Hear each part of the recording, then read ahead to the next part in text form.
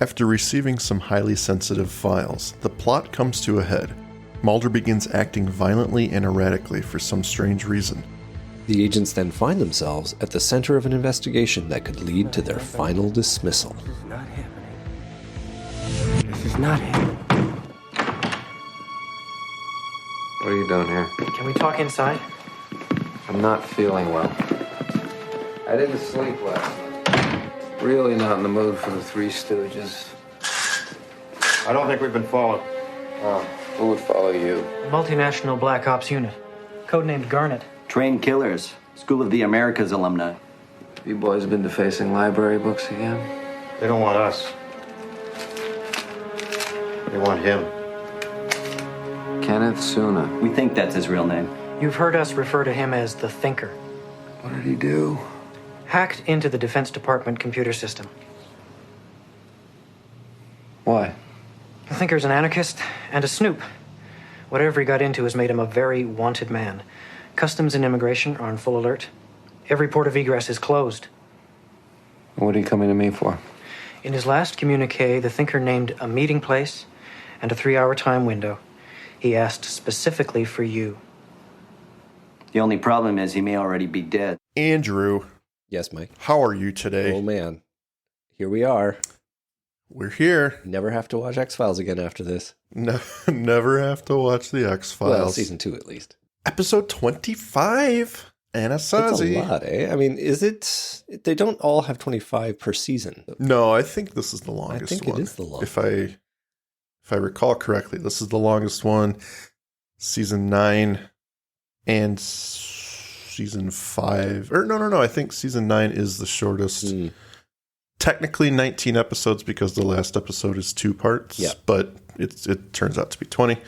1 and 3 have 24. 4 has 24. So yeah, they've got an extra one. And so the skill testing question has to be, which is the extra episode in season 2? Which is the one, the Baker's Dozen episode?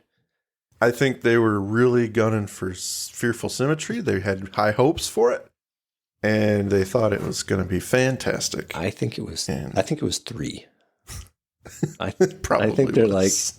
like, guys, I got an idea for an ep. We can just slide in between Ascension and One Breath. Let's have a Mulder only episode because Jillian's pregnant. Yeah. Having a baby. Originally supposed to be a trilogy, but just couldn't get Jillian in for One Breath soon enough. Well, I'm excited. Yeah. This is the official end of the second season, and we are about to dive into season 3. Yeah. And we all know the show just takes off in season 3. So many good episodes in season 3. Not that there haven't been good episodes in season 2. Oh, absolutely not. I think the quotient of gooder episodes in 3 and goodest is a little bit higher than in season 2. Some good ones in season 2, but they're really still figuring their shiz out in season 2, you know. And I would argue that season 3 actually begins with Anasazi. Oh, yeah. The beginning of this arc, which will become a 3-episode arc with the first 2 episodes of season 3, is quite possibly one of the best arcs. Yeah. And I don't think there's a stinker in the 3 episodes. No. I mean, I got some issues, as you might expect, with Anasazi. Absolutely. We all do. But it's not bad. You know, I enjoy it. Yeah. Especially if you put your brain on pause and don't think about a couple of things, then it's fine. That's the only way to experience. That's the only way to truly appreciate the X-Files is by just accepting everything, accept it, trust everyone, enjoy it, verify nothing. Yes. So interesting. This one written by Chris Carter and the story, at least Chris Carter and David Duchovny. Yeah. That's exciting. So I'm wondering if the story, because they do say in the credits, story by Chris Carter and David Duchovny and then teleplay by Chris Carter. So obviously they had a pitch session that turned into Chris Carter banging it out on his typewriter. Oh, yeah. Chris Carter apparently said that David Duchovny had so many ideas and he really enjoyed working with him for this episode. And they feel that the episode ended the best way it could end given how much they wanted to do with it. Yeah, I think they succeeded for the most part in this episode. It really ramps up the tension of the mythology. And There are some revelations here that are amazing. Well, Bill Mulder, in his moment. Yeah. But no, I mean, this episode, according to the Nelson ratings, is just as popular as Fearful Symmetry. So I'm not sure what that says.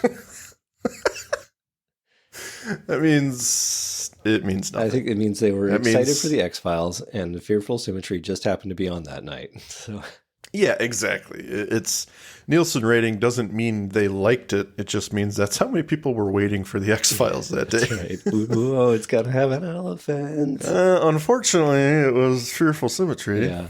Well, there's a lot of Chris Carter in this episode, including a cameo appearance. A cameo. Yeah. Absolutely. His one and only.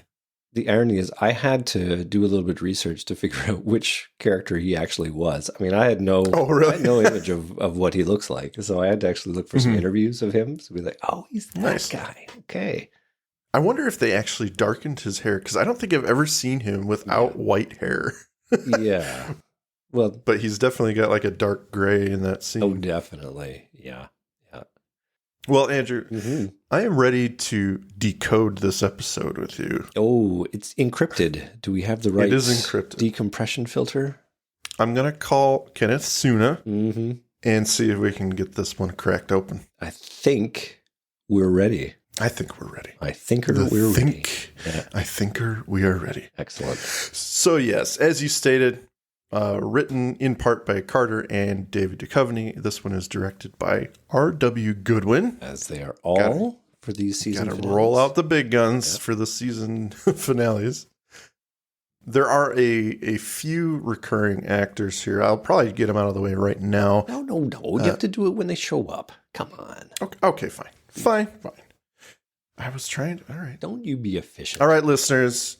I will be interrupting the story to tell you when they show up. Kidding me? They've seen this episode 50 times. They know this episode. I know. They know. Yeah. But they don't know the guest actors. And they're always like, I've seen him somewhere or I've seen her somewhere, but I don't know where. The one her and they go, really man, I wish Mike from This Is Not Happening, another X-Files podcast, were here to tell me. It's true. And the people comment about it all the time on the Yeah, I can't swing a dead cat without hitting someone who goes, Mike, I love how much work you put into this. I can't wait for your revelations each week. I think you're stalling. I think you're just padding this episode out. So I'm padding this one out, yes. All right, I'm sorry. Okay, well, let's start the episode.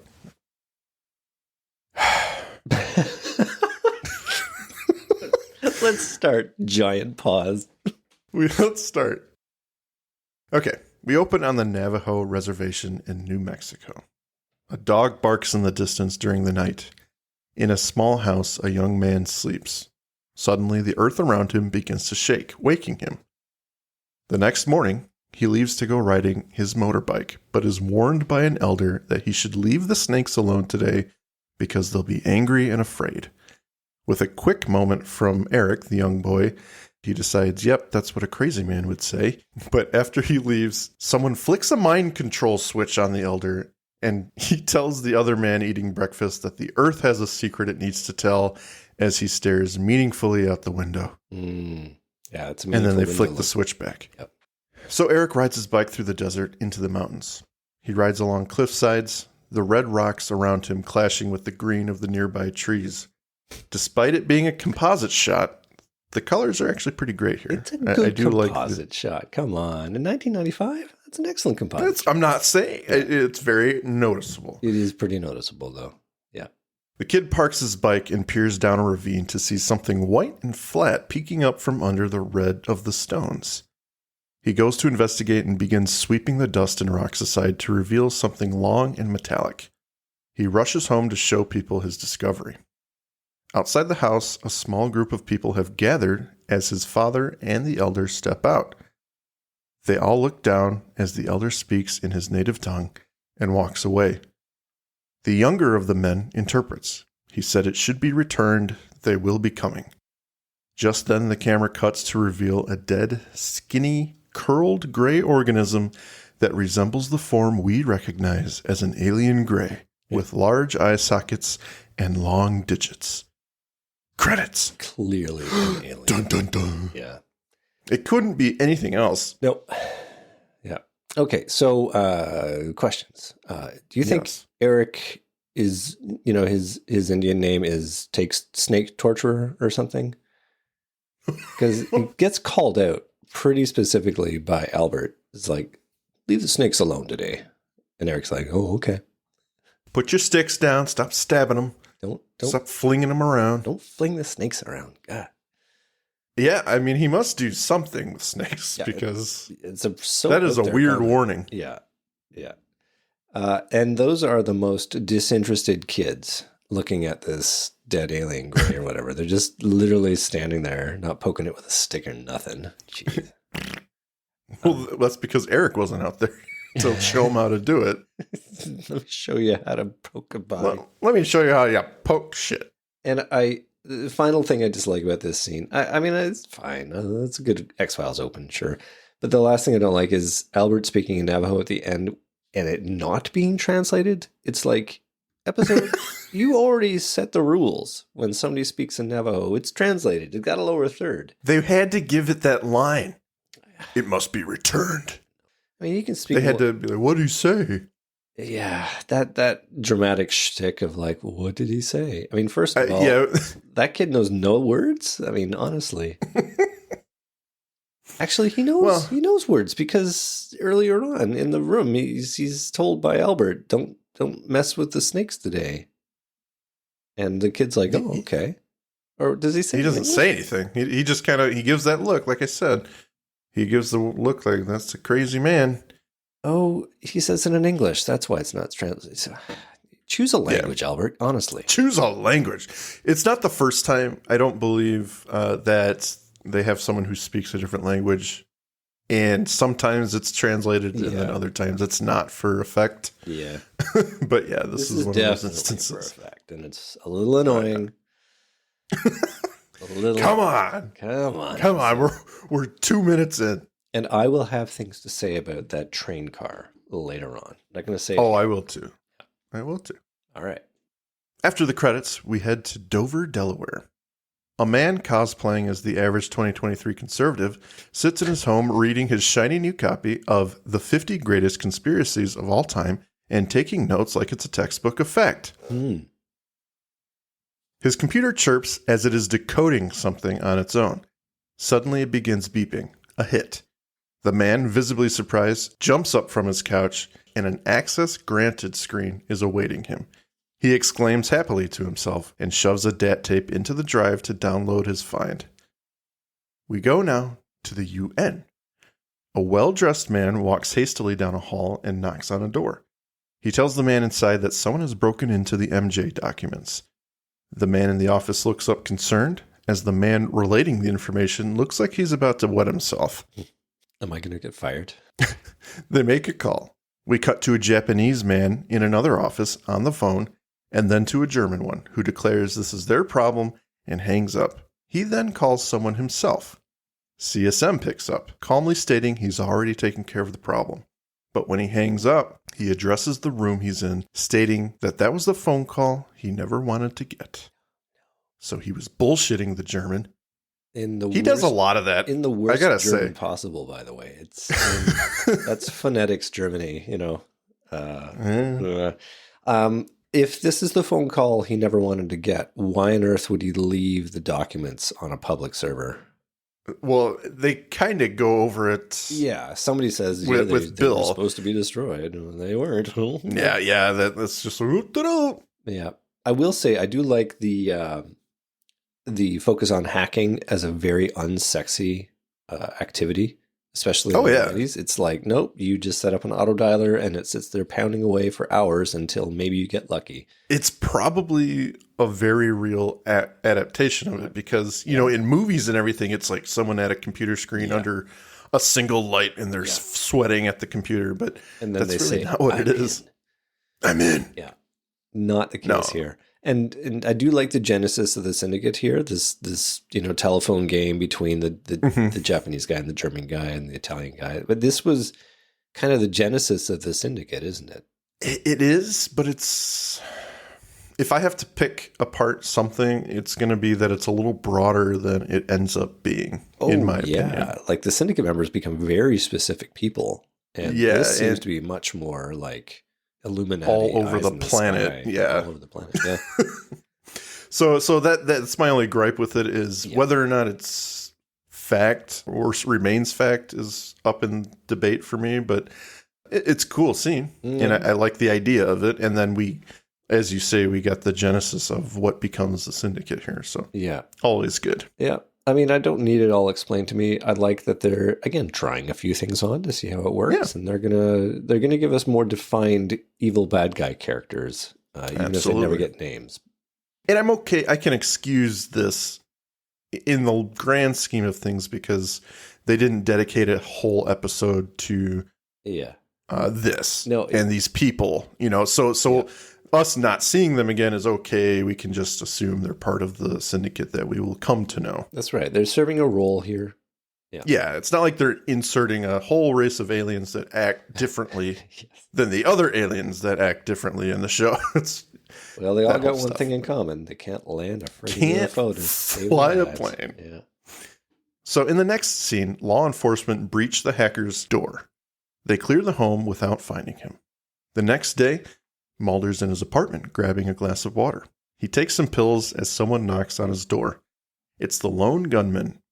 They hurry in and look out the window to see if they've been followed. Mulder hasn't gotten much sleep. He's surprisingly dismissive and annoyed by their presence. Frohicke hands Mulder a clipping of a man, Kenneth Suna, a.k.a. the Thinker. He hacked into the Defense Department computer system, and this gets Mulder's attention. Whatever he got into has made him a very wanted man. Customs and Immigration have all been notified, and every port of egress is closed. I don't buy that. No, well, of course not. But, they're just paranoid enough. I think it's quite the coordination and working together that you just don't see in government. Well, and how do the lone gunmen know that these ports of egress have been closed? I mean, like, they're not law enforcement. They don't have, I assume they don't have that kind of access. Well, maybe Mulder might have that kind of access. They're the lone gunmen. They can get anything, any information. That's true. I mean, the episode is automatically better for their presence, but... Absolutely. And is this the first time that we reveal Mulder's apartment number is 42? I was thinking about that, and I didn't follow up on it, but I do know it's something I want to look into. I don't have the answer for that, but I was wondering that myself when I was watching the episode. I'm like, is his number always 42?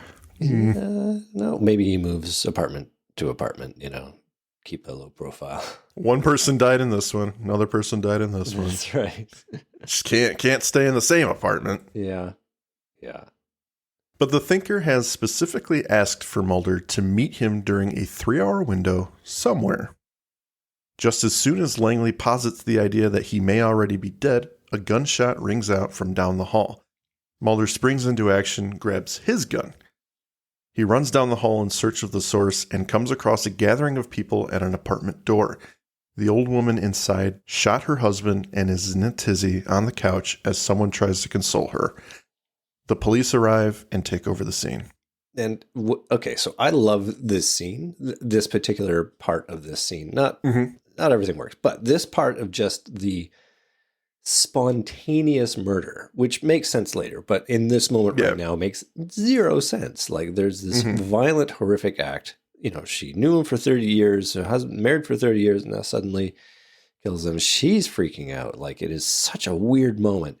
It's cool that it gets revealed in a later scene, but you kind of go, oh, okay, so now it's starting to make sense. Yeah. But they don't draw too much attention to it. No. It's just like, it's a throwaway line by Scully, and you're like, oh, okay, so that's why that happened. Well, it's then a cool... Frohicke's one comment of weirdness, and then they all weirdness. Go away. It's so apropos. But I have a question for you, Mike. Yes, sir. The Thinker specifically calling out for Mulder, say you're going to meet in this, I'd like to meet in this 3-hour window. Byers calls it the Thinker's last communique. And I'm wondering, what is the mode of this communique? Because this is 1995. This is definitely years before blogs or MySpace even. I don't think even that was out at this point. Like, what is the mode of the communique? Is that a newsletter?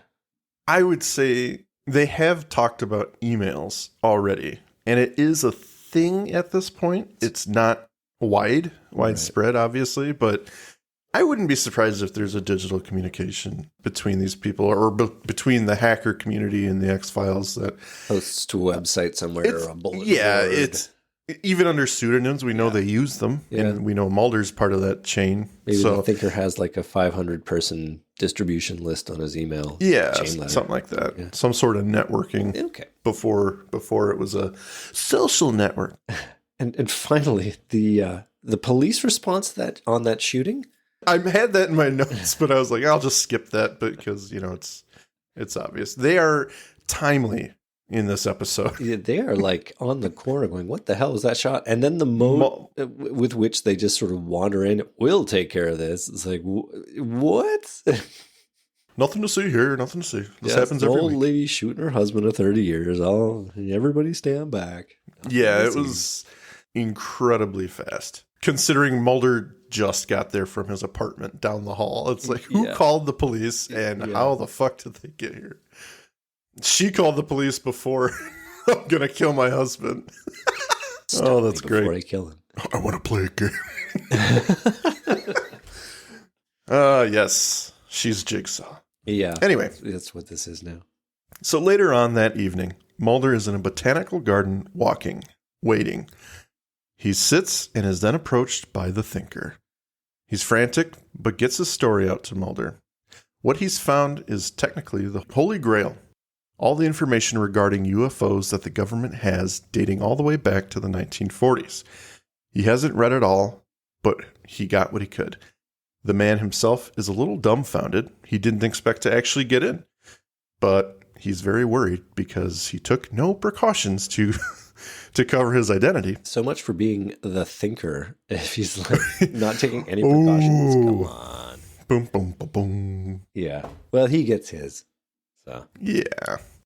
The man tells Mulder all he wants is the truth and to make sure those rat bastards answer to the people, likely giving Mulder his first rager in quite some time. Yeah. Without a word, Mulder takes the envelope and the Thinker disappears into the night. Okay. So again, episode's great if you don't pause it and go, But if you think about it for a second. Okay, I'll lay off that particular. Lay off the think. The think pun. So doesn't this make a lot more sense that they are in fact hoax documents instead of being actual intelligence? Because like if they're so important, why are they on a public server where they could be hacked? So honey trap material, right? Like he gets them, he sends them to Mulder. Mulder goes off on a tirade. He becomes a crusader, and then he gets. I mean, they walk down that later, on in the show, which is good, but I buy that much more than I buy a whoops factor of, they should have been destroyed, but I guess somebody found them somewhere. And then the thing of not taking precautions, like that doesn't really, like he's supposed to be this really smart, capable anarchist, but then he comes out with this whole thing of like, I didn't take any precautions. Well, it's like the eBay thing. If you do any eBaying, you're like, should I really bid on this? Nah. It's more than I can afford right now. Oh, well, I'll just bid once, see what happens. And then you accidentally win the item. Yeah. And then you have to come up with the funds or bad things are going to happen. It's true. The eBay police will come and break your legs. They will. And give us our money. The other part of this bit I don't like is where the Thinker says he hasn't entirely read the documents. Mulder's like, have you read them? And he's like, not entirely. It's like, dude, if you skipped past the top secret page, you'll see they're all written in Navajo. Like, is this? He looked at all the headings and said, okay, that's English. And that's about it. I haven't read them, not entirely. I kind of just skimmed them. He just didn't want to come off looking like an idiot. He's like, I read half of it, but I fell asleep. Dude, it's got top secret and Department of Defense on the front. Like, they're totally legit. You fight the power, man. I'm out of here. Oh, yeah. Poor Thinker. He doesn't do a whole lot of it, despite his name. Yeah. All right, I finished tearing this one under. So Mulder heads to the office. He is excited. He dumps out the envelope to find a digital tape, and he loads it into his computer. Scully arrives to Mulder, telling her to come in and shut the door. He's excited. Oh, wait. Oh, this is huge. Yeah. Yeah. He tells her about what he's been given, and he slowly realizes that what's on the screen he cannot read. It looks like gibberish. Without warning, he suddenly swats the keyboard and items on his desk across the room angrily. He's tired of being fucked with, Andrew. This is a bad joke. Mm-hmm. During his tirade, Scully sits down at his desk and peruses the files. To Mulder's surprise, she claims that the words on the screen might be encrypted with Navajo, the only text the Japanese couldn't break during World War II. Legit. That's very, very cool. That is legit, Yep. and that is awesome. Yep. I love that kind of shit. I like Scully's legitimately scared reaction to Mulder's behavior. Like, she's never seen him act this way. Yeah. So she is definitely peaked, like, what is going on? And her being able to provide a clue to this document is, I mean, it's crucial, because otherwise he is probably going to take his gun and shoot somebody at this point. Well, no. I mean, he's got no reason to do that yet. No, At no, least he wouldn't fly off. He wouldn't do that. Yeah. If she had not walked into this office at this moment, I think the he'd be episode put to would be death. over. Yeah. Right? CSM would have nothing to worry about. He'd think it's bullshit. Oh, Case over. Interesting. Yeah, that's a good point. Did you get some encrypted? Yeah, when he has his meeting with Skinner, and Skinner's like, "I've heard that you got an encrypted tape." He's like, "It's bullshit." Here, No, Just it's puts it in bullshit. his chest and walks He away. gives it to him. Well, problem averted. Yeah, they roll the credits. Scully thinks she can get it deciphered. By the end of the scene, Scully voices concern about how Mulder is doing regarding his attitude. He assuages whatever concern she has by simply saying he's just not getting a lot of sleep lately. Which, as we all know, is a very real thing. You know, lack of sleep leads to all sorts of emotional disorders. Oh, Sure, yeah. getting your 7 hours, people.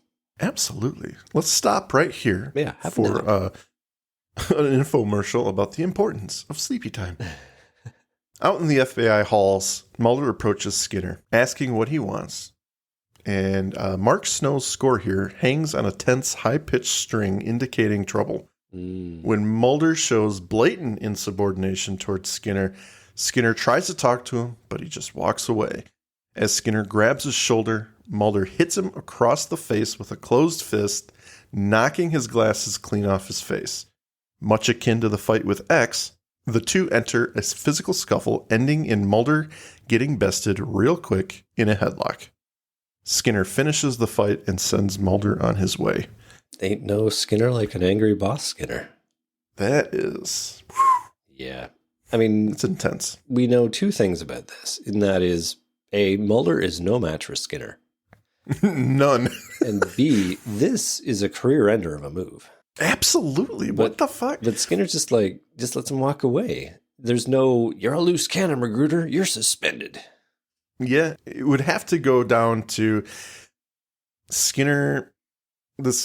I don't know. I can't even explain this one away. I do buy it, though, because it's so out of character for Mulder. Yeah. Yeah.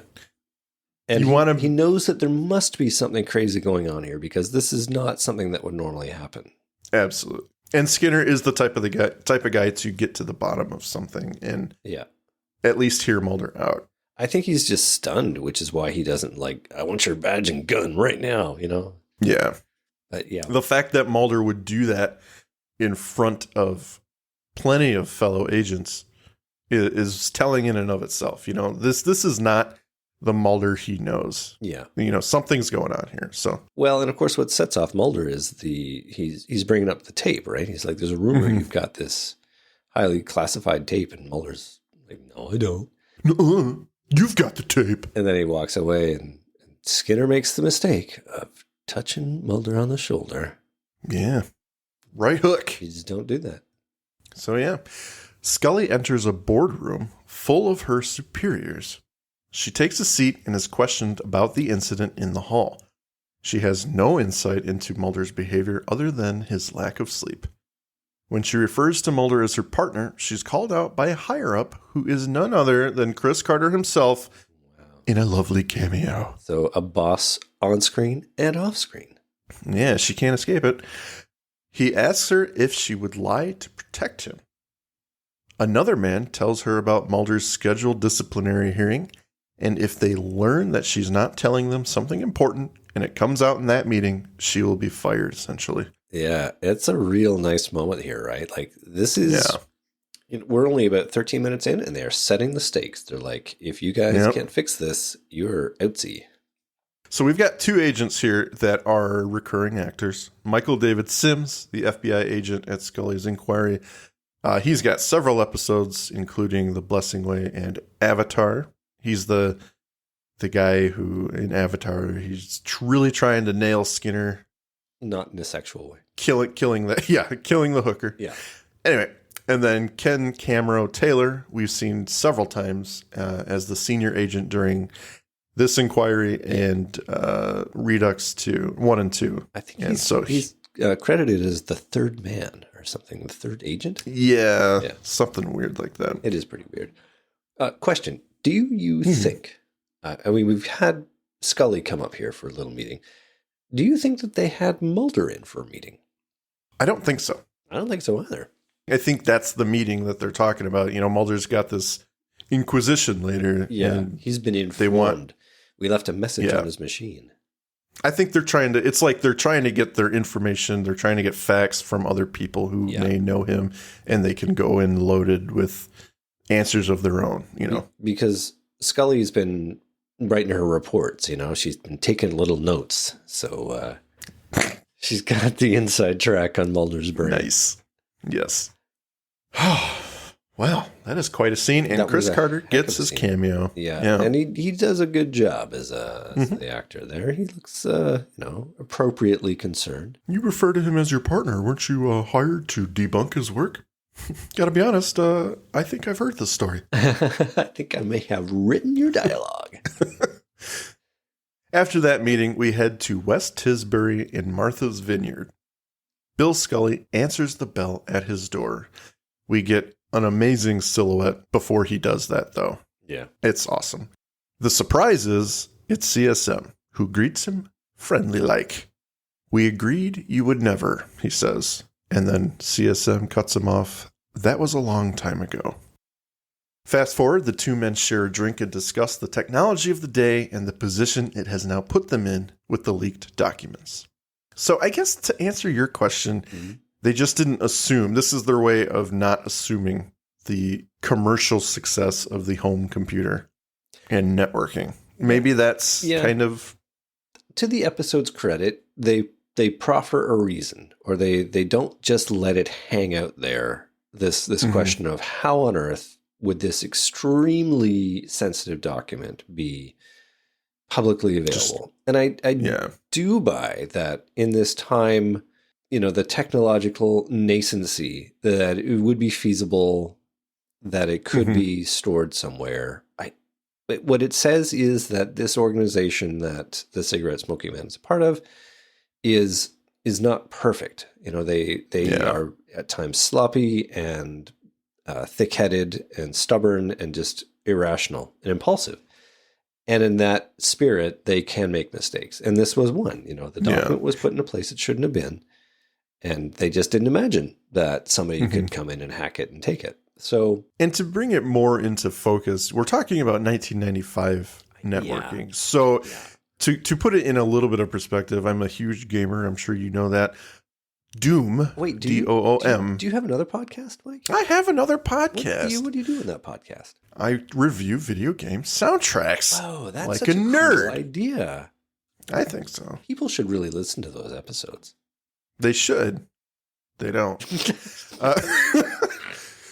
Anyway, what I was going to say is this is 1995. I believe Doom came out in 94 or late 93. I believe it did. Yeah. And the idea of the deathmatch was very new. And the idea that you could link up with other people from wherever through your phone line was high tech for the day. So the government maybe not recognizing that this is going to become a major household appliance. Yeah.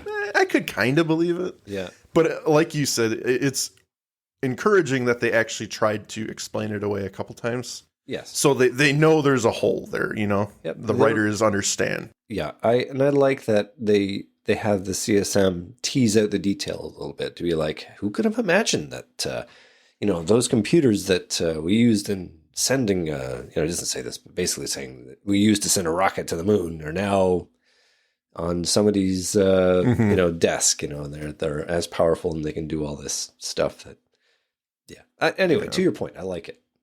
Bill Mulder asks if CSM would ever harm his son. And here we hear that CSM has protected him this long, indicating all the crap he's shoveled onto Mulder has some form of protection.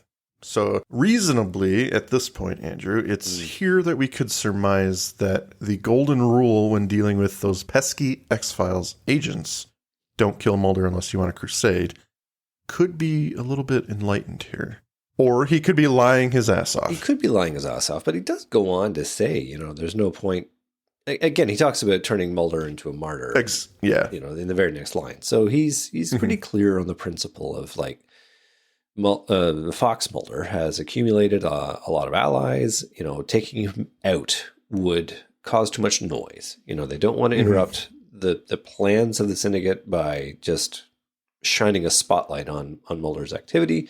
So they can't turn him into a martyr. I buy all that. And I think this conversation is very good. And the pacing with which Bill Mulder delivers his lines and the uncertainty, it's a masterclass. Like you can see there's so much going on in that head. Yeah. And to put a little bit more on that, the only other time we've seen him is in a very awkward meeting with Mulder. They don't get along. Yeah. But here we see him very caring about his son and what happens or doesn't happen to him. Not that he shouldn't, but that it feels a little different than the last time we saw him. He truly does love his son. Well, so he's worried about his safety. He's such a stock conservative father, 90s father. It's like, I can tell everybody else how proud I am of my son, except my son. I can't show weakness in front of my son. He might get ideas. Right. But no, I dig it that you can see I think he's most concerned for Fox's health. He doesn't want him to die. He's already lost one kid, but he's also super concerned about the truth of his involvement, of Bill's involvement in the files and coming out, and that Fox becoming aware of it. Like the big secret obviously is that, he gave up his daughter. He doesn't want that secret to become known. That's a big one. That's a doozy, Andrew, as we call it in the business. So finish out the scene. I have another question, but, please. At the end of their meeting, CSM compliments his friend by telling him he's always been his own man, but should Mulder ask about his father's involvement, deny everything. He gets up to leave, and Bill takes another painful swig. So my question for you is this. What is the cigarette-smoking man doing here? Why has he come here? I think he's feeling his friend out for his next move. And he is not encouraged. Let me just put it that way. So you think he is basically saying, don't tell your son a goddamn thing? I think he's feeling out his friend Bill. They used to work together. They haven't always seen eye to eye, but he doesn't want to just kill him. And this is his way to see where he sits, and he can see on his face that this is eating away at him. So he thinks it's, in CSM's head, he's like, this guy is a loose cannon. He's going to tell Mulder everything. Yeah. This is his chance to see if he needs to worry about Bill. Absolutely. And by the end of the scene, I think he does. Yeah, I think there's a moment in this scene where he knows he's going to have to kill Bill Mulder. And that this is a last meeting. And I think it's probably when he puts that hand on the shoulder. He's like, you're looking great. Keep up that Pilates. It's doing great things for you. You'll live to be 100. Probably. Unless something kills you first. Like cirrhosis of the liver. You see the size of those tumblers they're drinking. Yeah. Anyway, killer scene. That is a big glass. Killer scene. So we cut back to Mulder's apartment. He's asleep. Scully interrupts him, startling him to grab his gun. She calms him, saying he has not answered his door. So apparently she was trying to get a hold of him. He wasn't responding. He was in a deep sleep because he's sick. Well, he took a sleeping pill. Yep, he had taken another pill. He's running a fever. She lets him know about her meeting. She wants to know who knows he has these files. She had to put her job in jeopardy today by lying, and she wants to know if the cassette is worth it. All of this trouble. Mulder snaps, having enough of the back and forth, and demands to know who he can talk to about getting the files decoded. She is meeting with someone in an hour, but is very concerned that this will be the nail in the coffin. Yeah. It's just like, I'm meeting someone in an hour. Stop being such an asshole. Stop it. This scene of him being completely irrational is, again, so good in its position. Like, it doesn't make sense because we've had 2 seasons of getting to know who this guy is. We can accept that he's being run ragged by this particular direction. You know, the plot doesn't make sense. He's under the weather. So there's a lot you can ascribe to. These are probably reasons, but yet they're partners. They've been through so much. Why is he being such a jerk to Scully? And again, it makes sense later because that plot gets resolved. But I just like how it's positioned here in that it makes us concerned about the relationship between these 2 characters. Will they ever find love? Will they ever find love? But it continues to get strained, at least for a little while longer. They have a back and forth, and Mulder is losing his mind. Sure is. But he raises the blinds on his window, and he puts up his trademark X to call his informant. Before she leaves, she asks why he attacked Skinner. And Mulder has no answer. He can't figure it out himself. Which is amazing.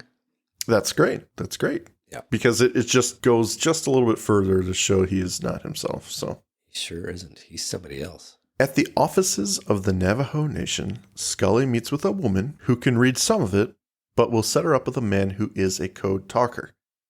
We last saw her in Shapes as Gwen. Gwen, if you recognize her. Sure has come up in the world. Yes, this is Renee Morisseau, and this is her last appearance, unfortunately. Yeah. Now, Boom, boom. do you think that this is Gwen who, got out of the reservation? Yes. She finally left the reservation, and she's decided she wants to work for the Suits this time. That's right. And no. She works for the office of the Navajo Nation. She's still working for well, true, but she's a government. Yeah, she's a different suit. Who does she present herself as? Let's give her a name. Her name. Oh, this could go all sorts. Her name is Jane. Clearly, Jane. Yeah. Okay. Yeah. Jane Goodensnake. Jane Goodensnake. She doesn't quite have the covert new life thing nailed down, but this is her new Jane life. pushes paper. Jane pushes pencils. Yeah. We are on top of it today. We are on fire. She does identify words like goods, merchandise, and vaccination.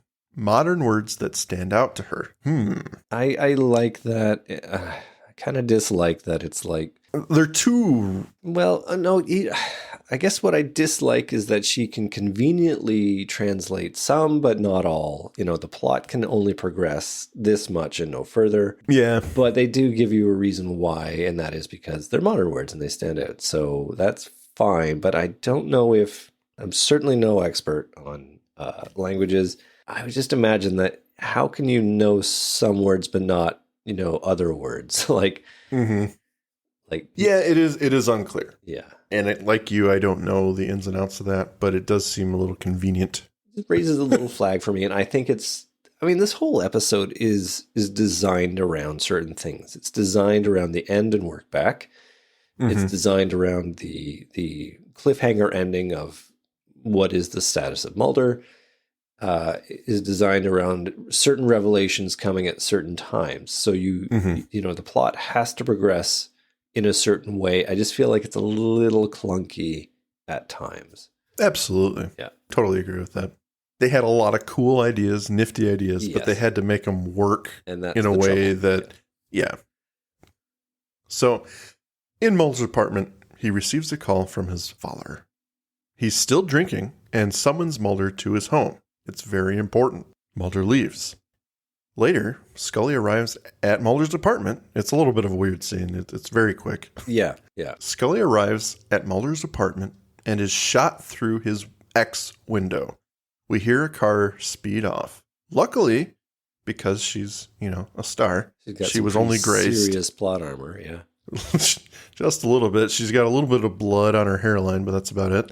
So when you say X window, do you mean it was formerly a window and now it's not? Or do you mean the window? No, I mean the X window, the window with the X tape. So the X tape window that becomes an X window. I mean, it will be an X Mulder's apartment window. That's true. After tonight. So yeah, you have to move apartments. Yep. Scully got shot in this apartment. Her sister's about to get shot in another apartment. Bad feng shui. Yeah. Oh, man. So, at Bill's house, he struggles to find words for his son. What is it, Dad? Come here.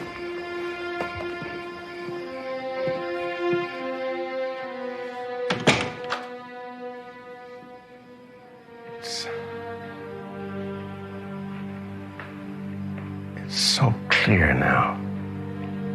Simple. It was so complicated then.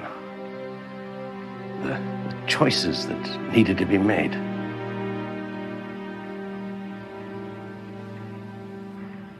What choices, Dad? You're a smart boy, Fox. You're smarter than I ever was. About what? Your politics are yours.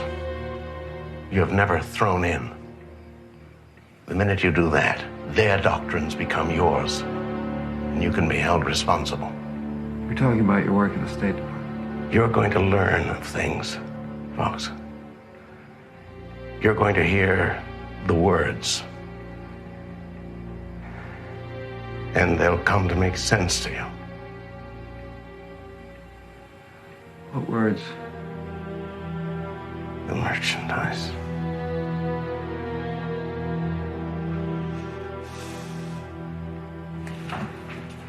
Look, I've been taking some medication. You'll have to excuse me for a moment. His father adjourns to the bathroom for a moment. In the cliche mirror gag, he opens the medicine cabinet, and when he closes it, we see Krychek standing in the shower. A gunshot. A car speeds off as Mulder tries to tend to his father. With a bullet to the side of his head, Bill pleads for forgiveness and passes away in Mulder's arms. Wowza, Andrew. Wow. What a wowza. moment. Mulder cries over his father on the bathroom floor. A big moment. Okay, so... I really like leading up to this. We can see that inner turmoil of Bill eating away at him. It's a big moment for what's the actor's name? Donat is his... Yeah. Is it Peter Donat, I think? Anyway, he's brilliant. Everything he's doing in there is really good. I have a little bit of an issue with some of the elements leading up to this scene. And I don't think I'm the first person to point this out. But do you know the distance between the fictitious location of Mulder's apartment in Alexandria, Virginia, and Bill Mulder's house in West Tisbury, Massachusetts? Would you like to know the... Well, hold on. Okay. Before you get on this, maybe he hired the bounty hunter to teach him the ways of travel, because he made it from the Arctic Sea to, the eastern seaboard. Yeah. I think that's the only way this works. So I actually did a little bit of research on this. All right. Travel expert Andrew. All right. So it is over a 9-hour drive from Mulder's apartment. It's still dark out. And it's, well, what time do you think it is when he's at the X window? Let's just be nice and say that it's 7 o'clock. It's April, so... Okay, so 9, 10? So let's say it's 7 o'clock at night. Okay, 7. Okay, so 9-hour drive. Full tank of gas, no stops to pee or eat or anything like that. It's straight 9 hours. From 7 o'clock means he is there at 4 a.m. Okay. Which brings him to, he's going to Martha's Vineyard, which is an island. So you actually need to take a ferry. Take a ferry. Yeah.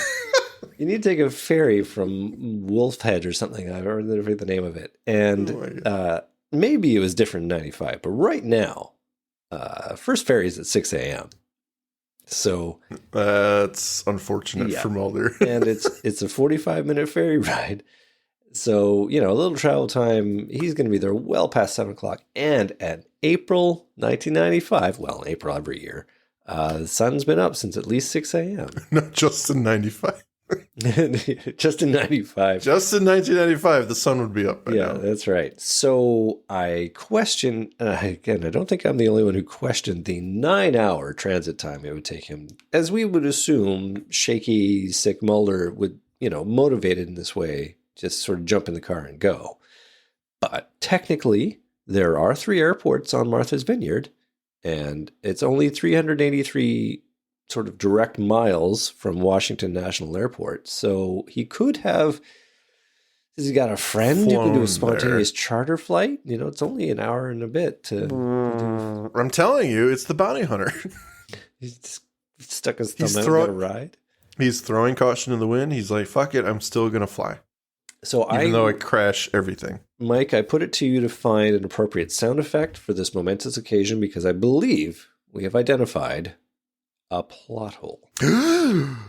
Uh-oh. Because I suppose that's fair. Because the X-Files is known for covering grand distances in amazingly short amount of time. Yeah. I think of Tunguska and Terma, where they fly across the map several times in the span of an episode and make it back to the hearing in time. And they need to they need to do their legend better, to say the next day or, give us some timeline. They should just infuse the X-Files with Indiana Jones in these moments. At the little trick ticker on the map. Yep. Okay, so another point. Who do you think shot at Scully? I was thinking about this as well. It had to be, and I don't want to spoil anything for anyone else, but I'm going to say Louise Cardinal. Oh, well, that makes so much more sense because it sure wasn't Krychek. It sure was not Krychek. If it was Krychek, he made it even better time. He is using the teleportation devices used from alien technology. Yeah, that's the only way that works. But Bill's cryptic answering, it helps that Fox is sweaty and, feverish because he's not a great conversationalist either at this point. Mm-hmm. But this whole business of you're going to hear the words and they're going to mean things to you. What words? It's just like. The writers didn't want to say too much because they don't know what they're doing. they want to allude to big things and then pull the rug out from underneath us because Bill is executed before he gets. And you know what?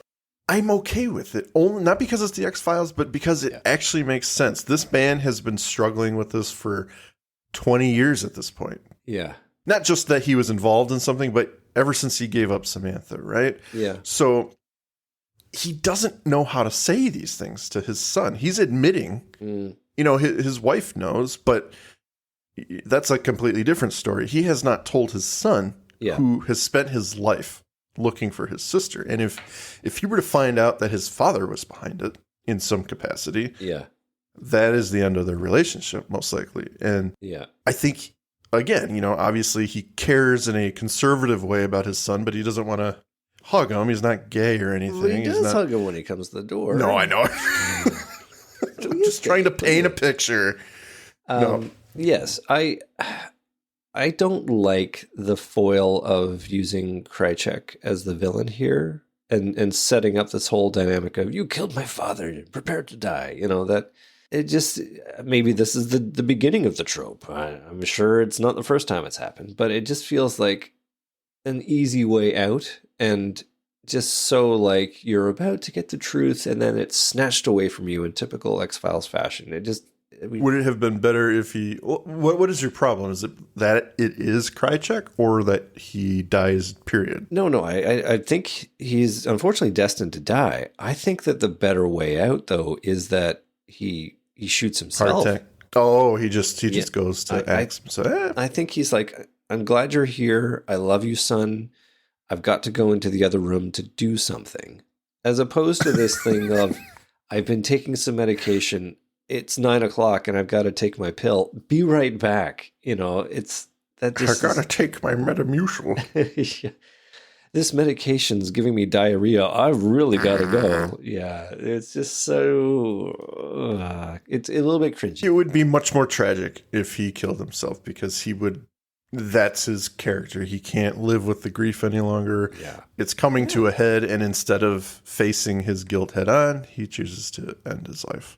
Except that does take away a huge element of the plot where this whole business of Mulder being framed, you know, maybe he's... Yeah. I mean, I don't think that's especially solid as a plot point, but I just think it would be more poignant if this was Bill's way out. You know, he just can't live with himself anymore. He wants to see his son to say the things he wants to say, to tell him he loves him, but ultimately... I think we're talking about a different show. And I mean that with respect. I mean that, like, I like your idea, and I think it would be great, but I think it would be better if we had spent real time with Bill. Yeah. And he was a character we cared about. Yeah. At this point, this is a second episode, and we don't know him very well. True. So, if he chose that route right now, it'd be like, oh. But if he chose that route and we knew him, and we're like, okay, this is a character of the X-Files that's really important. Yeah. It would be a little bit more dramatic and a little bit more powerful, I think. Yeah. But, yeah, that's true. I mean, he's just used as a foil now. You know, he's meat for the grinder of Mulder's quest. And this... Oh, boy. There are a lot of people who become meat bags because of Mulder.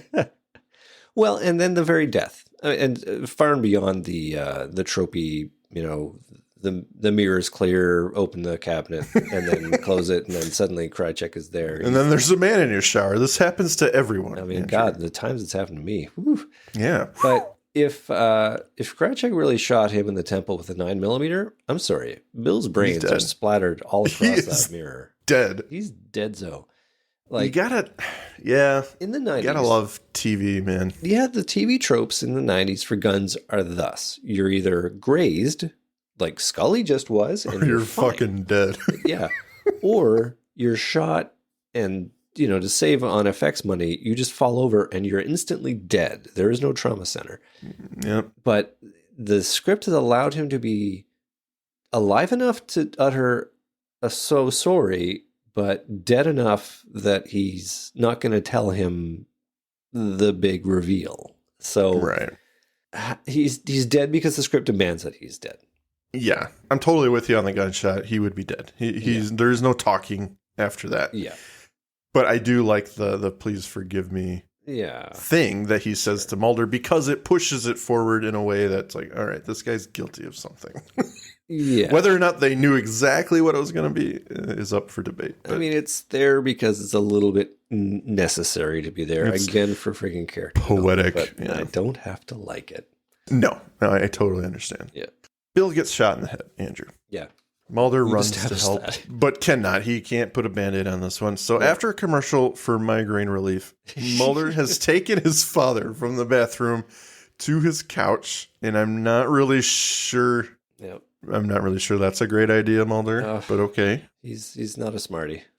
Let me just tamper with evidence. Well, he's not in his right mind, admittedly. I know. I'm just fucking. On the phone with Scully, he tells her that they shot him. He's dead. She implores him to leave the scene, and given his recent behavior, he would be a prime suspect to blame. I really like that her first question to him is, were you arguing? Yeah, that's so good. It shows that despite their friendship and everything they've been through, she's very aware of his behavior lately. She needs to ask the hard questions, whether she wants certain answers or not. Yep. You know, he slugged his superior in broad daylight in the FBI hallways in front of everyone. Maybe his anger has escalated just a little bit. So, Mulder, just total aside, but were you fighting?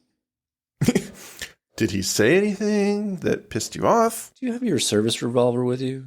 Where's your Walther PPK?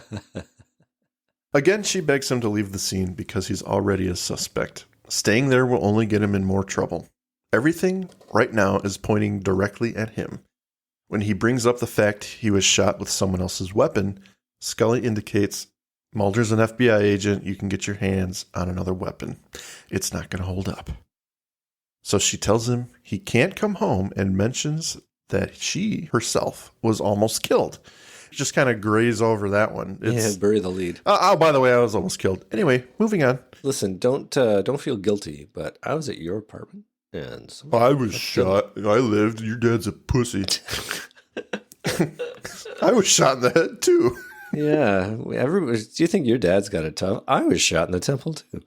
I appreciate Scully's logic, but I don't know if I buy it. Like, what's the worst that happens if he calls the police in this instance? I think he would be immediately arrested. Or at least questioned for hours and hours. Where's the gun? I mean, I suppose he brought his gun. Yeah. I think the idea is that if he calls the police now and puts himself in the investigation, he can no longer effectively fight for his defense. It would just become he's the only suspect at this point. Whether or not he did it and I mean, that's a whole different show in itself. But yeah, I think it's just get away from it. You know, you're already going to be considered a suspect, so let's just try and help you now this way instead of, I don't know. Yeah. Okay. I really don't know. But remember, he's in Massachusetts. He now has to take a ferry back apartment. and then drive 9 hours. No. Well, that's why it's morning when he gets to her house. It's the sun's up. Is it even? It's daytime. It's daytime. It's daytime. She's been waiting there all day. Oh, man. It's one whole day. Yeah, okay. I don't know. Yeah. He does some really, really fast flying. Mike? I don't know how he does it. I'm with you. Yeah. Okay. It doesn't make sense. It doesn't make sense. Boy, hour in, we're only halfway through this episode. Yeah. Okay, so he arrives at her apartment. He collapses into her arms, sick. She puts him to bed. Oh. Alone, Andrew. Did alone. Your temperature rise a little bit? Tell you what rose, sir. Spring. Too much information. No. In the morning, she's at the FBI range testing his gun with another agent. She's doing the appropriate thing, and while she wants to believe her partner, she needs to be sure. Mm-hmm. Mulder awakens, cannot find his gun, and calls her. This conversation escalates, and despite her logical reasons for taking the weapon and testing it to give answers to her superiors, in case she gets questioned, he accuses her of working with them the whole time, taking her little notes. He tells her she has his files, his gun. Do not ask him for his trust. Oh boy. Because he should trust no one. That is trust advice. no one. Starting with Scully. So, Mike, got a question for you. Yes. The next morning, April 14th, as the legend tells us, yeah, Mulder awakens in naught but his boxers. Mm-hmm. So, who took off his clothes? Scully was tugging at him. Yeah. So, off screen, are we led to believe that Scully disrobed Mulder? Oh, yeah. Can you visualize that scene? Would you like to describe visualizing it right now. Was it to some accompanying music, or was it just cold mechanical? Closer by 9 Inch Nails. Moving on. Yeah, moving on. That was good. Okay. Where are we? I don't even fucking I don't even know where we are anymore. Okay. Later on, she does some more investigative work. She takes the bullet out of Mulder's wall for further testing. She spots a white van outside and a utilities man wheeling a cylindrical tank out. She heads to the basement of the apartment complex with her flashlight. As she scouts around, she notices a brand new tank that looks different than all the others. In a cute scene telling you're an idiot viewer, hey, these are all new. These are all old pipes, and this one is new with new couplings. Yeah, The camera just goes from one to the other. it's not like we didn't see the guy taking a tank away. We had to be told in multiple fashions that something's up. This is the one. I'm surprised you didn't bring out a little thing that sort of did a photograph of the two tanks, and then she took it to the FBI, and then Not a computer match. matched it, and then it went 100% match, blinking.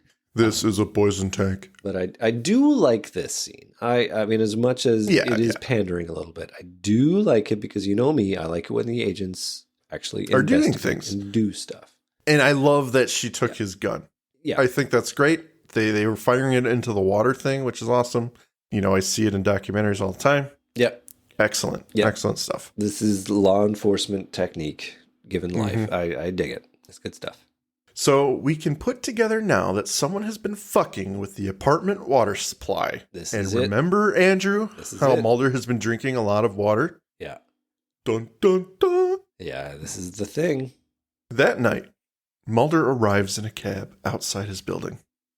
He catches someone rounding a corner and leaving his line of sight, assuming it's a perp. Yeah, and that it's related to him, yeah. And that it's related to him in any way, shape, or Although form. paranoid at this point.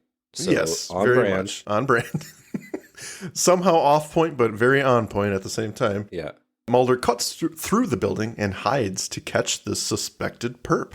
It's Krychek, ladies and gentlemen. Ooh. Mulder ambushes him, and they get into another confrontation, ending in Mulder disarming Krychek, taking his gun, and about to shoot him. Scully arrives to stop the fight before he does. Taking aim at Mulder, she shoots him in the shoulder, allowing Krychek to get away. It's not every day your partner shooting you is a good thing, Andrew. No. But today, I think it's a good one. Yeah, I think that she had enough time to put a bullet in the Krychek, too. She did. She really should have just shot him in the back. Fuck you. I have credible evidence that you're a shit, and I should just shoot you, too. I should do this now. Yeah. Her sister would be alive. I wonder why Scully's there at all. Yeah, just it's helpful It's convenient that she is. to the episode. Yeah. Apparently that fight was choreographed between David Duchovny and Nicholas Lee because the fight choreographer was stuck in traffic. Oh man, how to lose your shot. Classic, right?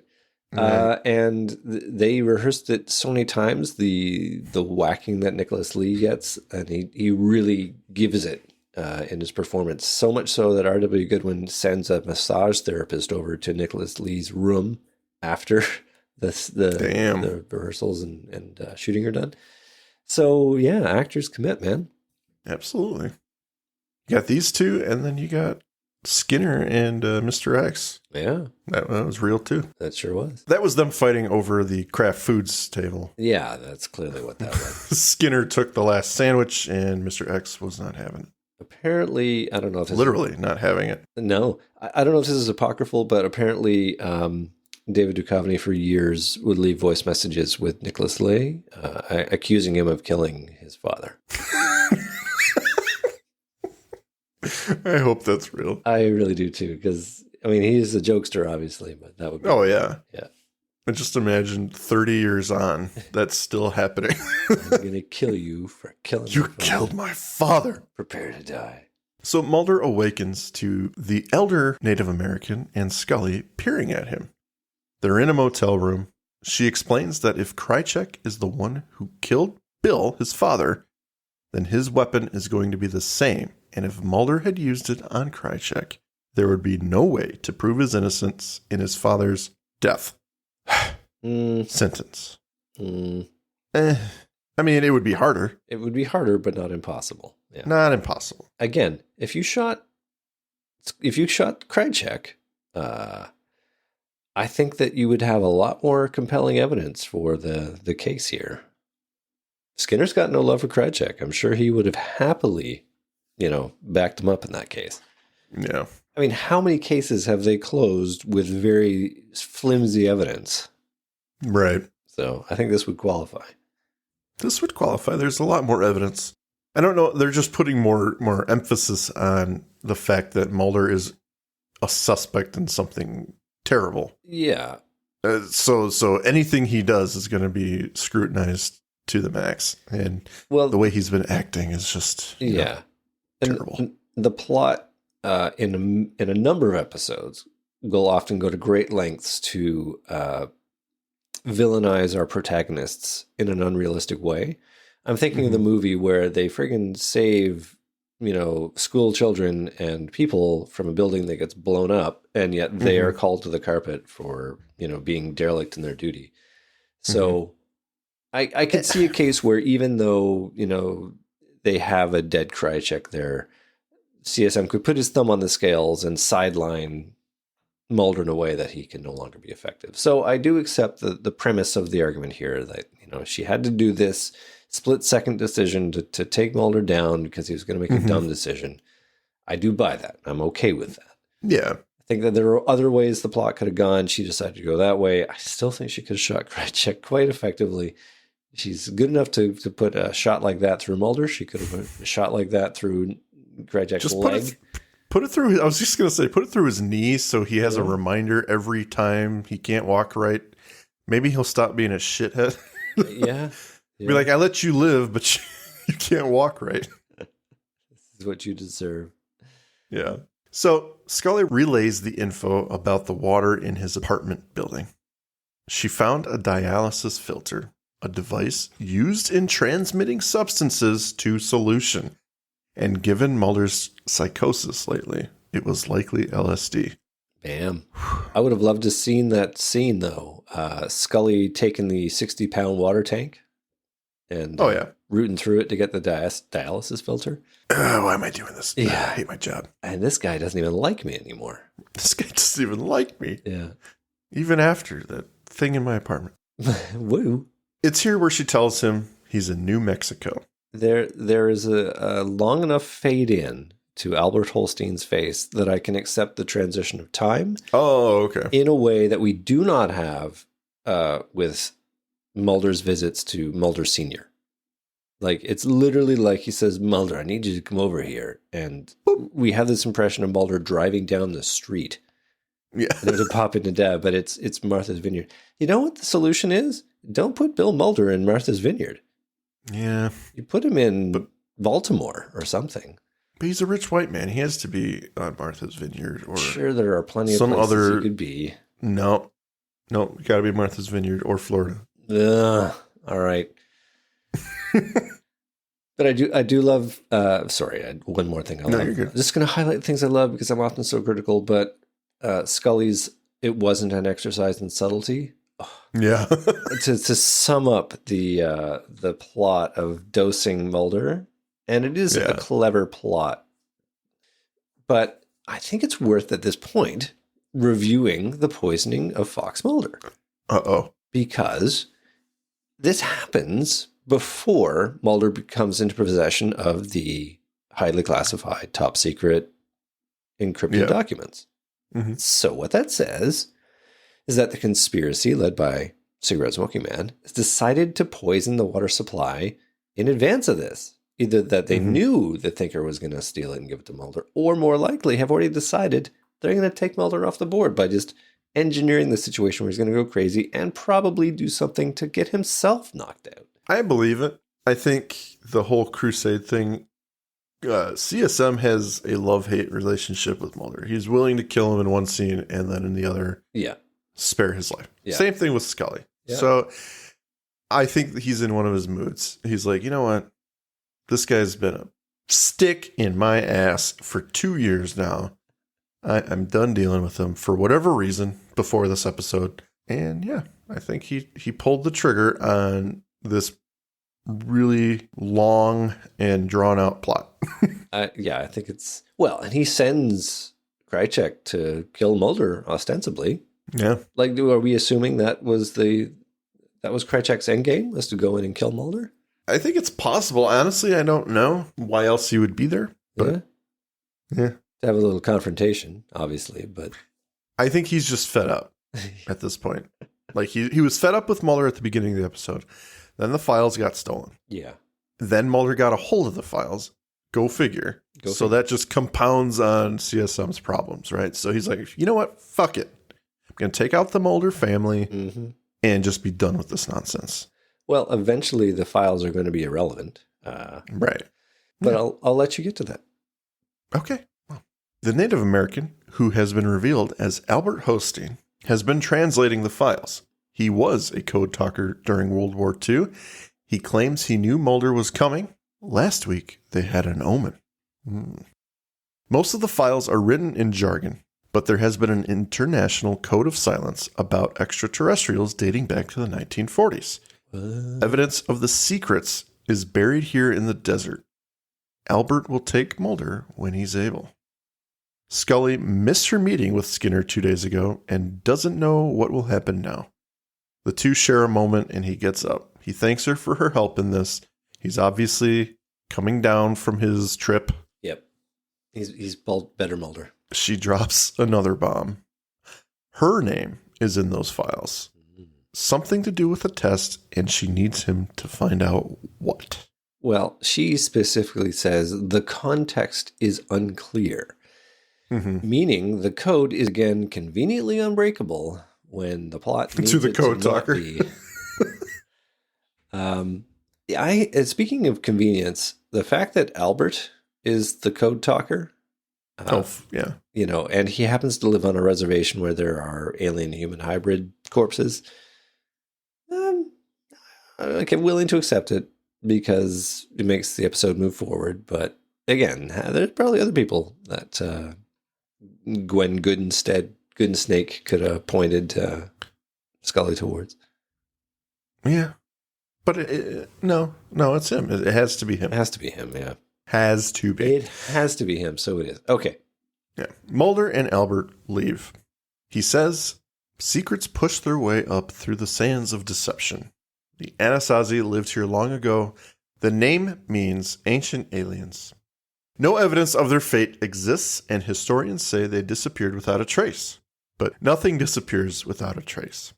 Eric then takes Mulder on his bike to the burial site. As in the beginning of the episode, he points him to the container under the rocks. As they descend the rock face towards the container, Mulder receives a call, and to our surprise, it's CSM. Okay, before you get into this call, though, I think it's worth talking about the quarry. Yeah. Because that set is... fabricated. Yeah, it is not in New Mexico. And it's a quarry in British Columbia somewhere. Mm-hmm. And they used 1,600 gallons of red paint from a, aerial spray to get the right color. That's amazing. Like, that's awesome. Would it not be easier to just fly your production down to New Mexico? I think so. Obviously we both think so, but boy, like the lengths they went to shoot there, that was pretty impressive. They must have been saving a bunch of money somehow because they would not do this if it didn't cost less. Oh, exactly. Right? And I'd like to see the numbers on that, but for somebody who just got drugged and shot, Mulder is also moving around pretty well. But that's typical X-Files heroism, It's like, Oh, yeah. It's Dwayne Barry all over again. Shot in the gut and still running around the same night. And I do like nothing disappears without a trace. Better out of Albert Holstein than CSM later. And clearly they dropped the line here so they can reference it later. Exactly. That was forced. But we'll get to that. That's a good time. Yeah. I know we're about to hit your favorite moment right here. Yes. CSM wants to know where Mulder is, but he evades the question. He tells Mulder his father authorized the project. Mulder threatens to expose everything, but CSM tries to play the emotional card, expose anything, and you'll only expose your father. Oh, shit. Mulder hangs up, and CSM leaves his car to run to a helicopter waiting nearby. A soldier informs him they have a trace, and CSM boards. Well, that answers another trope that we often have trouble with, which is the tracing of phone calls. Oh, yeah, the speed? Yeah. How long does it take to trace a call? As long as the plot demands it should take. And, we almost get it. Oh, we lost it. But in this case, it's like, oh, no, we got it. It was easy. 3 minutes or 15 seconds. Yeah, one of the two. And the hangar in the background, marked with Altair Aviation.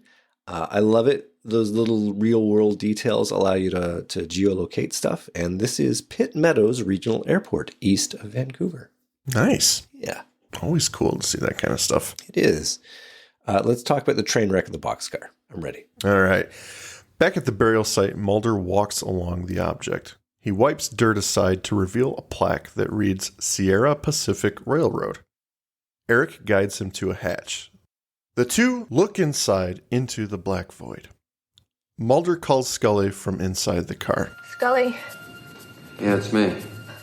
where are you? Nowhere I ever expected. What do you mean? I'm in a boxcar, buried inside a quarry. There are bodies everywhere, Bodies? stacked floor to ceiling. What happened to them? I don't know. Mulder, in these files, I found references to experiments that were conducted here in the U.S. by Axis Power scientists who were given amnesty after the war. What kind of experiments? Some kind of tests on humans, but they're referred to as merchandise. But these aren't humans, Scully. From the look of it, I'd say they were alien. Are you sure? I'm pretty damn sure. Wait a second.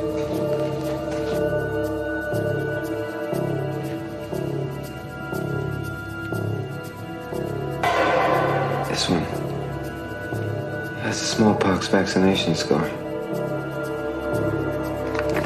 Mulder, Oh my God, Scully. What have they done? Outside, the helicopter is landing near Eric. Soldiers rush out and force Eric away. Others swarm the boxcar and clear it. CSM demands Eric tell him where Mulder is, but the boy stonewalls. One of the soldiers declares Mulder gone. He's not in the car. He's vanished without a trace. CSM tells him nothing vanishes without a trace. He then instructs them to burn it. They throw a satchel bomb in, and as the helicopter lifts off, a powerful blaze erupts from the hatch. CSM, a calm look on his face. Credits. That's it. Jeez, that's it. Mulder's not coming back for season 3. He's dead. The Scully show now. He's a burned up corpse. Yeah. So to answer your question, yes, that was insanely forced. Well, not to mention they did it in the scene previous to this. So directly previous. Yeah. It would have been better if it was like spoken at the beginning of the episode or something. Or a little earlier in. I mean, so much of the dialogue they give Albert is not great. It's like Fox says, you know, he doesn't understand when Albert says you got to sacrifice yourself to the truth. And Mulder's like, what do you mean? And then Albert goes on to relate a story about the Anasazi, which doesn't explain anything. You know, it's like, okay, but what do you mean when you say sacrifice yourself to the truth? So he like teases out this idea that the Anasazi were alien abductees and the aliens are coming back. And, you know, he's saying stuff without saying it. And then he's like, Eric's going to take you out there. What's out there? Oh, you'll see for yourself. No, you can just tell me, really. I've been shot in the shoulder and I don't want to drive around on a motorbike on rocks and stuff. Just tell me. But no, they're going to go out there and do it. Yeah, from the beginning of this episode, I've had an issue with this boxcar being buried in the earth and revealed by an earthquake. Because it begs a lot of questions, like how on earth did this car get here? Like, do you think there's a rail line there that they just rolled it up? No. They disperse these things all over. Oh, yeah? I'll die on the sword for that, where they probably just picked a secluded area and buried it. And, okay, buried it with what now? On the Navajo Reserve. You think the government cares? So, unfortunately, they don't. So they dug a hole with a backhoe, and then they pushed the car into it? No, they lowered it in it with a helicopter. Oh, with a helicopter. This is really, really pedestrian, Andrew. I gotta be honest. Your questions here. I'm really picking the wrong hill to die on here. Yeah, come on. Okay. Jeez. Well, finally, my issue is with how it's discovered that there's this buildup of rocks around the top of the train. Like if it's being pushed up out of the earth, I would hope that the train car's top would be over top of the rocks rather than like the rocks seem to have been pushed aside, allowing us to see the skin of the, like it just looks so clunky. And I recognize that it's probably really hard to make that set, but everything about this is like, okay, I see what you're going for here, but this is all weird. And what refrigerated boxcar? Like, honestly, the biggest thing that stands out to me, all right, if I might, please, is when Mulder gets to the car. It's in the same condition as when we saw it in the beginning of the episode. Yeah. That's a problem because Eric brought a body back home with him. Yes. And the car is not uncovered at all. Yeah. So, and he's like, here, look, I found the hatch, and he like digs it up.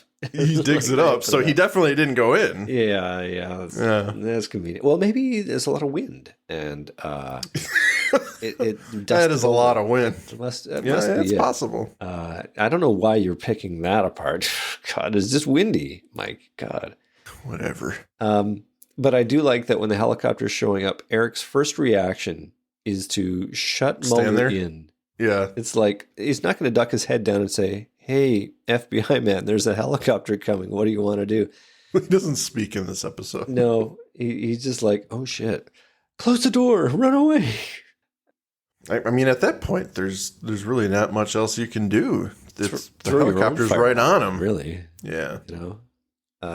But yeah, the final nail in the coffin for this scene. I don't like this resolution because it is, as I think I've mentioned, it's pretty clunky. Like especially the tie back to the previous dialogue, it seems pretty forced. But CSM's decision to burn it, it's like, what about? Could you take another look, Sergeant? Maybe he's learning from his mistakes. They didn't burn the files. They didn't delete them or secure them. Now he's like, you know what? Fuck it. Destroy everything. I am taking care of business now. We're on a timeline. It's like he knows Mulder's there. So it's like, you couldn't spend another 5 minutes just sort of looking through those bodies. Maybe Mulder's hiding. I get that you're mean and you decided to take Mulder out, but like this whole, I threw a bomb in there. He's dead. I mean, the escape from Mulder later is a bit hokey, but I just feel like this instantaneous decision to just burn it all is like, there's no reason for it. You got time. You could search through there. Nah. Yeah, burn it. They knew they had to end the episode. They're like, we are being filmed right now. And we don't have this helicopter for much longer. So it's true. Burn it. We've only got this helicopter for 30 minutes. And then we lose the characters came alive and realized they were filming something. Yeah. And they were like, all right, we gotta get through this. Well, I mean, obviously the writers knew that this was the end point and needed to work backwards from it. And that works sometimes, but I think in this case it just felt a little bit forced. Yeah. No, I understand. Yeah. You hate the show. So well, we've established that. I'm not a true fan. You're not a true fan. You don't hand wave anything. So yeah. Give me your final thoughts on the final episode of season 2. Okay, well, it is a solid episode. Like a lot of X-Files episodes, this one runs real fast like a roller coaster, so you don't question the plot holes like Mulder's travel from Washington to Martha's Vineyard. As usual for episodes of this caliber, there is enough good stuff to enjoy. You probably didn't recognize it in the moment, or you hand-waved it away like Mike. Mystery of Mulder's behavior really drives this episode. So mean to me. So Mulder's behavior drives the episode, and it is capably handled by David Duchovny. It really puts Scully into this impossible position of being his partner. What it really could have benefited from is a little bit of closer proximity mythology episodes that get us to this point. But in the 90s, you didn't really have the long-form story arc. It was all about serialization and syndication, making the episodes be able to stand on their own. And we just have to assume that the season finale is just this culmination of Mulder being jerked around perhaps with some cases maybe we don't see that lend to this state of mind. I mean, if leading up to this, we've had a lot of one-offs, a lot of Monsters of the Week episodes, but if you had a couple other like mythology style episodes where we see the tension building, then this would really pay off. And I'm a bit saddened that they didn't get to have that. Yeah. Yeah, I get that. The serialization of television, it was very different, as you just stated. I think the idea of these through line shows like 24 and stuff like that really came about in the early 2000s. Agreed. Where, this was still like let's excite your audience for a week with a new story. And I appreciate Chris Carter's attempt to give the show a through line. But yeah, sometimes they fall short in stuff we would have liked to see. Yeah. Building up to things like this where it's so grand and it's so powerful. Or at least it intends to be. And there are some things that maybe feel a little undeserved because we didn't get that preamble, that those episodes that led up to why Mulder's behaving a certain way or something like that. But, yeah. I appreciate that he tried to interweave into the one-off episodes like this true story. This story that spans 9 years or whatever. Mm-hmm. So I think the impetus is there for the shows that would become those. Every episode means something. Yeah, it is a continuing like your Battlestar Galacticas. Yeah. And yeah. So I think this was part of the step forward, I'll say. But yeah, it does falter here and there. Definitely. I mean, the 2 and 3 parters that they do, I mean, they are must-see TV, right? Like when you have cliffhangers like this or to be continued, it's like they draw. And I'm really surprised that they didn't sort of take notes from that and go, we get a lot of hits when people are desperate to know what happens next. I mean, in some ways, they're kind of like a soap opera. But yeah, I think there is that other mindset in the 90s going, oh, well, we can't, these episodes are separated by a week and there's going to be people that miss an episode and you don't want to alienate them. You don't, exactly. You want to make episodes where they stand alone pretty well and you don't have to have watched 2 seasons worth of episodes to understand what you're watching now. So I do understand that, but yeah. Yeah. Mike, did you have final thoughts? Like the first season, this episode really ramps up the conspiracy, and we get real confirmation about Mulder's father's involvement in the dark government, and he's an acquaintance of CSM's, which is a huge revelation. It's a big drop, yeah. Yeah, that in and of itself is just that huge revelation, and if it wasn't, we wouldn't have gotten that silhouette shot of CSM that I was telling you about before Bill answers the door. It was just a reveal, and it was great. It was like, who is this guy at Bill's door? And boom, it's the antagonist of the show. Even the pause of Bill Mulder before he answers that door, he knows who that is. The slow oh, this can't be good. Yeah. We can joke about the lengths that the government will go through to fuck with Fox Mulder.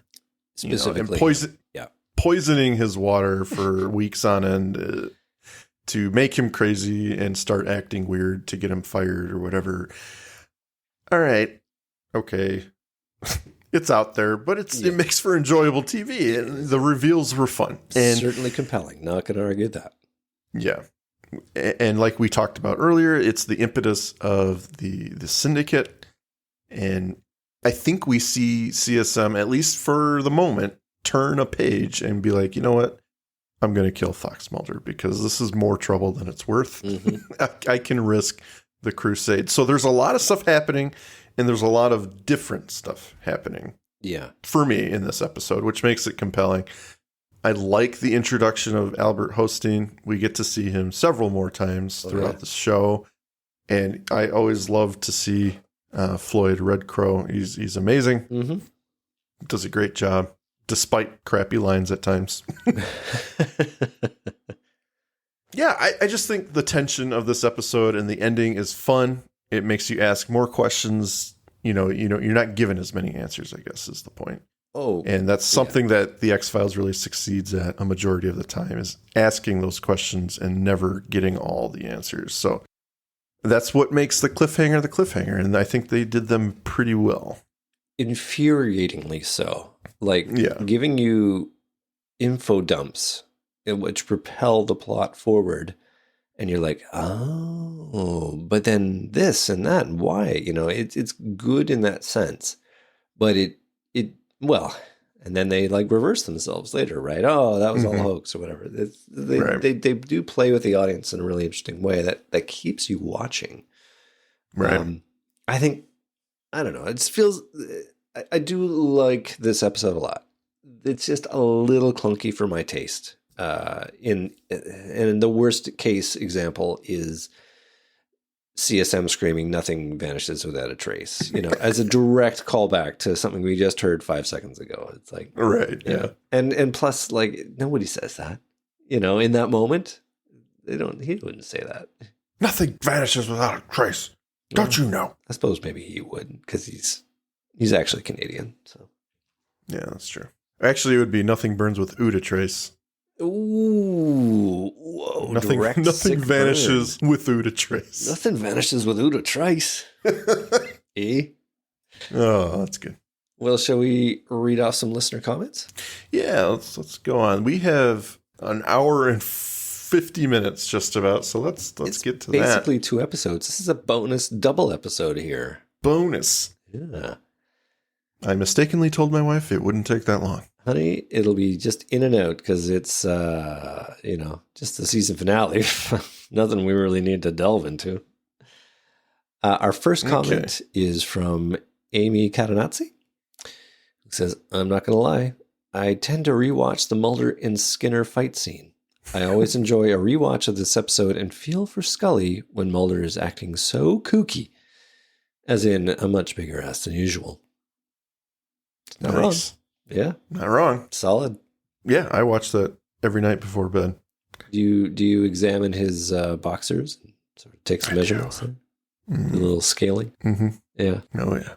Little fan fiction material with the, yeah. Yep. Writing it. It's going to be huge. It's going to be huge on the text-only forums. Oh, yeah. For fan fiction. I hear that's where a lot of authors get their start. Oh, yeah. Yeah, I would like to include visuals, but they won't let me. I was banned specifically from visuals. Oh, yeah? Your little stick figures doing their things? Oh, yeah. They were doing things. They were doing things. Diane Walker Renaud. Oh, do I remember the long, long wait between Anasazi and the first episode of the 3rd season.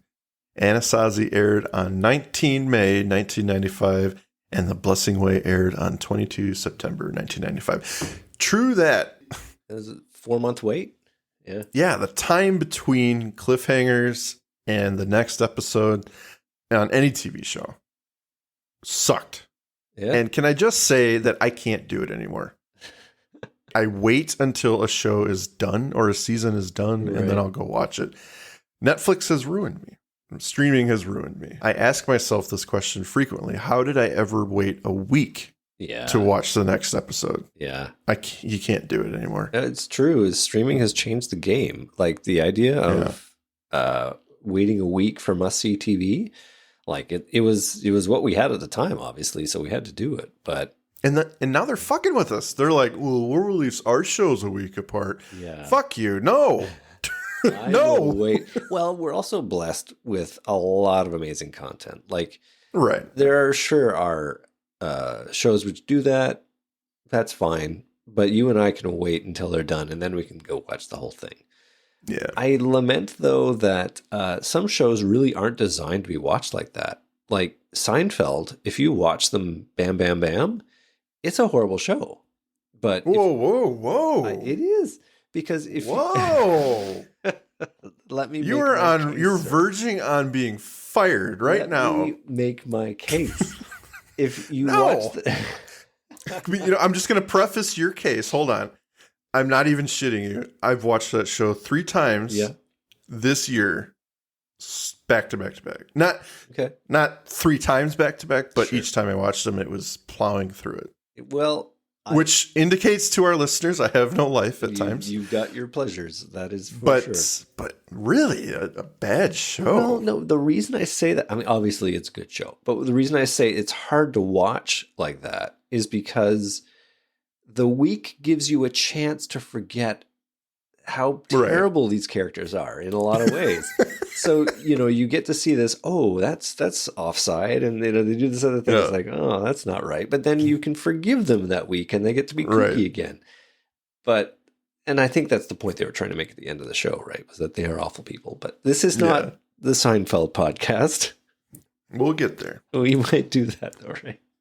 Actually, that's my next proposition for you. Yeah. This is not happening. Our next show. Seinfeld podcast. This is not happening. The only Seinfeld podcast. Fair enough.